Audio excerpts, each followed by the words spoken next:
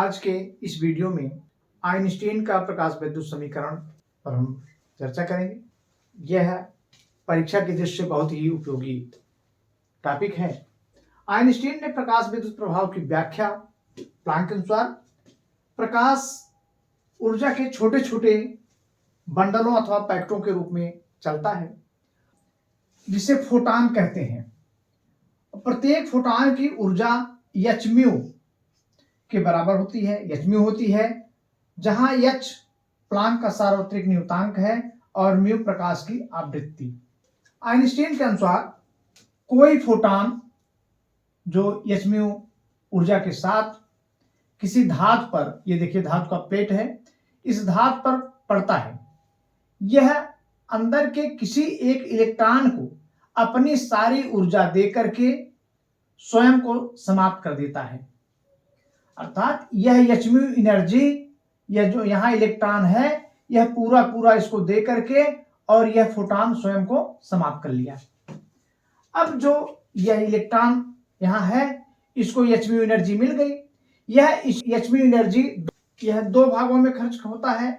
एक तो इलेक्ट्रॉन को सतह तक लाने में, सतह से बाहर निकालने में, और दूसरा जो बची हुई ऊर्जा है इसको इलेक्ट्रॉन को गतिज ऊर्जा के रूप में देता है। इसको इस तरह से लिख सकते हैं, E के बराबर 1/2 mv², जहां m इलेक्ट्रॉन का द्रव्यमान है और v उसका वेग है।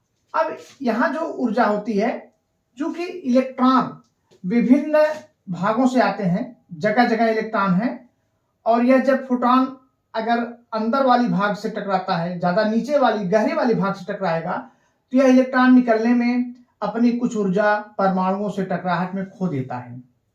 अतः यहां से विभिन्न ऊर्जा के ये जो इलेक्ट्रॉन निकलेंगे, इनकी ऊर्जा भिन्न भिन्न होगी।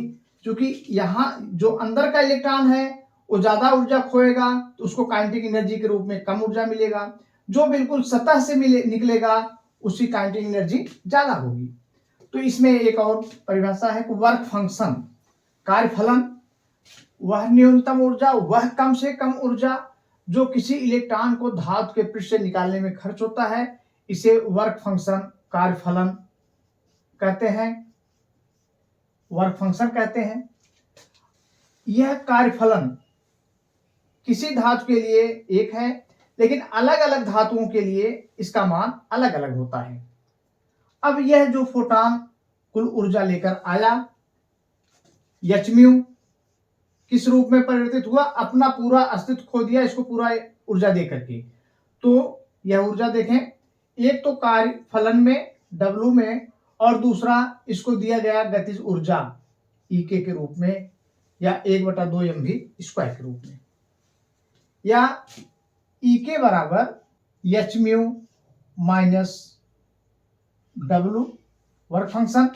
यदि इस फोटॉन की ऊर्जा इतनी कम हो कि यह केवल उत्सर्जित यहां तक सतह तक ही ला सके और इसको कोई काइनेटिक एनर्जी न मिले, तो ऐसी स्थिति में इसकी आवृत्ति μ0 हो। यह केवल इलेक्ट्रॉन को कोई गतिज ऊर्जा नहीं दे पाती, केवल पृष्ठ तक उत्सर्जित करने के लिए बिल्कुल तैयार छोड़ती है। तो E के बराबर 0, तब 0 इस समीकरण से इसकी फ्रीक्वेंसी एच म्यू 0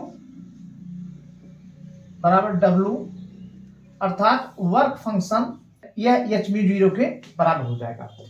और यह म्यू 0 देहली आवृत्ति है, अर्थात वह आवृत्ति जो उससे कम होने पर, अगर इस म्यू 0 से कम हो जाए फोटॉन की आवृत्ति, तो यह कोई भी इलेक्ट्रॉन उत्सर्जित नहीं कर पाएगा। इसे देहली आवृत्ति कहते हैं। वर्क फंक्शन, यहां एक चीज और देखा जा सकता है कि अगर एच म्यू, यह गिरने वाली फोटॉन की ऊर्जा वर्क फंक्शन से कम हो, तो यह इलेक्ट्रॉन को उत्सर्जित नहीं कर पाएगा, उत्सर्जित नहीं होगा, क्योंकि गतिज ऊर्जा ऐसी स्थिति में, गतिज ऊर्जा देखें E की, ये कम होगा, ऋणात्मक हो जाएगा, जो कि संभव नहीं है। अब इस समीकरण से हम एच म्यू जीरो का मान, वर्क फंक्शन मान एच म्यू जीरो रखेंगे। एच म्यू बराबर एच म्यू जीरो, इस समीकरण में ई के बराबर H mu minus H mu zero, या H mu minus mu zero E के गतिज ऊर्जा 1/2 mv स्क्वायर, 1/2 mv स्क्वायर बराबर H mu minus mu zero.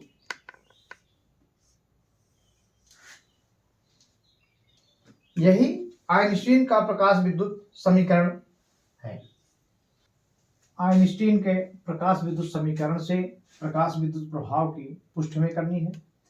इनके 5 नियम दिए हुए हैं, और जिनमें पहला नियम है, हमें किसी धातु की सतह से प्रकाश इलेक्ट्रॉनों की उत्सर्जन की दर धातु की सतह पर गिरने वाले प्रकाश की तीव्रता के अनुपाती होता है।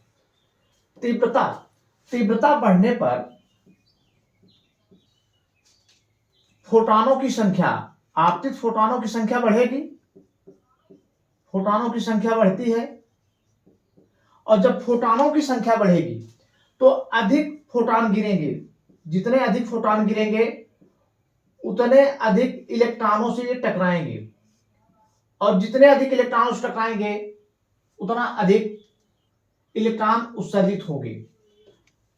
अब देखें, जितना अधिक फोटॉन गिरेगा, तीव्रता बढ़ी यानी फोटॉन बढ़ा, फोटॉन की संख्या बढ़ने से उत्सर्जित वो अधिक इलेक्ट्रॉनों से टकराएंगे, और जब अधिक इलेक्ट्रॉनों से टकराएंगे तो अधिक इलेक्ट्रॉनों का उत्सर्जन होगा। अतः इलेक्ट्रॉनों की उत्सर्जन दर समानुपाती है प्रकाश की तीव्रता की।